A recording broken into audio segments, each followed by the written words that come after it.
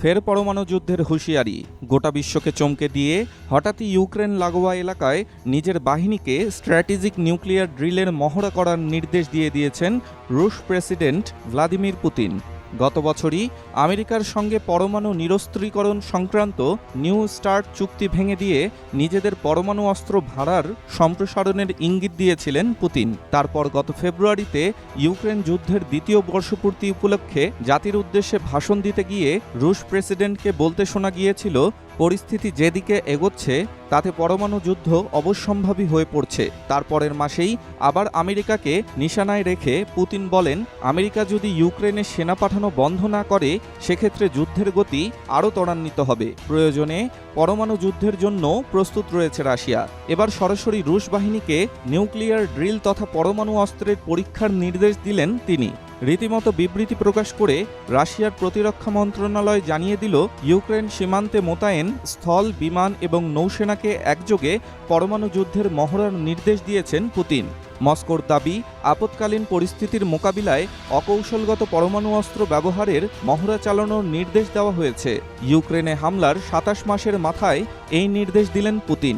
রাশিয়ার প্রতিরক্ষা মন্ত্রণালয়ের বিবৃতিতে বলা হয়েছে, কিছু পশ্চিমা কর্মকর্তার যুদ্ধংদেহী বিবৃতি এবং ন্যাটো জোটের অস্থিতিশীল কর্মকাণ্ড রাশিয়ার কৌশলগত পরমাণু অস্ত্রের মহড়া চালানোর কারণ। দেশটির গণমাধ্যম দ্য মস্কো টাইমস জানিয়েছে, গেল সোমবার এক বিবৃতিতে রাশিয়ার পররাষ্ট্র মন্ত্রণালয় প্রেসিডেন্টের নির্দেশ মেনে আপৎকালীন পরিস্থিতির মোকাবিলায় অকৌশলগত পরমাণু অস্ত্র ব্যবহারের মহড়া চালানো হচ্ছে।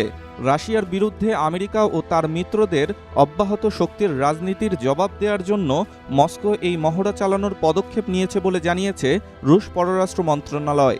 বিবৃতিতে বলা হয়েছে, ওয়াশিংটন এবং কিয়েভের অন্য পৃষ্ঠপোষকরা প্রকাশ্যে সন্ত্রাসবাদী কর্মকাণ্ডের প্রতি সমর্থন ঘোষণা করছে এবং ইউক্রেন যে সমস্ত সন্ত্রাসবাদী হামলা চালাচ্ছে তাতে পশ্চিমারা সরাসরি অবদান রাখছে।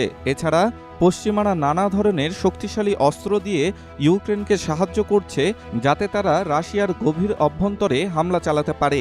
দ্বিতীয় বিশ্বযুদ্ধের পর এখন পর্যন্ত যত সংঘাত হয়েছে তার মধ্যে সবচেয়ে বিধ্বংসী সংঘাত হল রাশিয়া ইউক্রেন যুদ্ধ। ২ বছরেরও বেশি সময় ধরে চলা এই যুদ্ধে ইউক্রেন পরাজয়ের দ্বারপ্রান্তে। বিষয়টি এখন অকপটে বলে বেড়াচ্ছেন ইউক্রেনের প্রেসিডেন্ট ভলোদিমির জেলেনস্কি। তারপরও পশ্চিমাদের দিকে তাকিয়ে আছেন তিনি, চাইছেন আরও বেশি সামরিক সহায়তা। এরপরই আবারও দৃশ্যপটে হাজির ন্যাটো সদস্য ও ইউরোপের অন্যতম সামরিক শক্তির দেশ ফ্রান্স। কোনো সহায়তা নয়, রুশদের সঙ্গে লড়তে চাইছে ফরাসি সেনারা, তাও আবার নিজেদের নয়, ইউক্রেনের মাটিতে। সেই মতে সরকারিভাবে ফ্রান্স প্রথম ইউক্রেনে সেনা পাঠানোর কথা শোনা যাচ্ছে। এই সেনারা ফ্রান্সের পদাতিক রেজিমেন্টের সদস্য। ফ্রান্সের ফরেন লিজিয়ন বা বিদেশিদের নিয়ে গঠিত সেনা ইউনিটের মূল অংশ তারা। এমন পদক্ষেপের আগে ফ্রান্সের প্রেসিডেন্ট ইমানুয়েল ম্যাক্রো একবারও ভাবেননি যে তিনি ভীমরুলের চাকে ঢিল ছুঁড়েছেন। ভুলে গিয়েছিলেন দোর্দণ্ড প্রতাপশালী রুশ নেতা ভ্লাদিমির পুতিনের কথা। কিছুদিন আগেই জব্দ করা ন্যাটোর সমরাস্ত্রের প্রদর্শনী করেছেন মস্কো।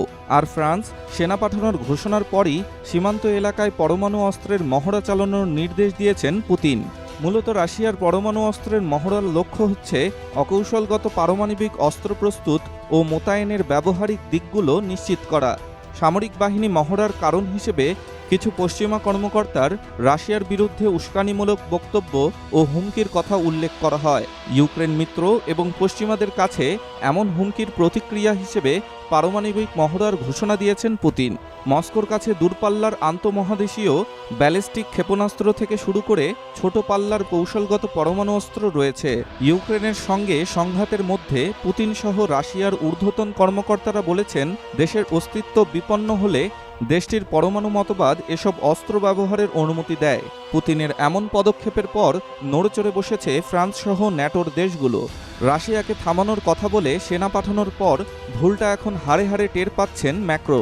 তিনি এটাও ভুলে গিয়েছিলেন যে ইউক্রেনে ফরাসির সেনা পাঠানোর পর রাশিয়ার ও ইউক্রেনের বাইরে গিয়ে অন্য দেশে হামলার বৈধতা এনে দিতে পারে।